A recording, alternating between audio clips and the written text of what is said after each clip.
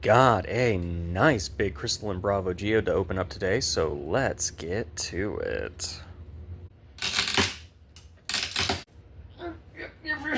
Okay, yeah, no, we're gonna readjust. We're gonna readjust.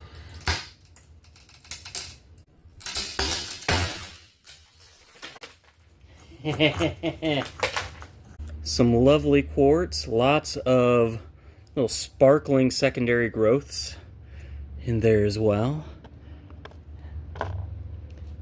Don't know why this one was being so unwilling to open, but here we are.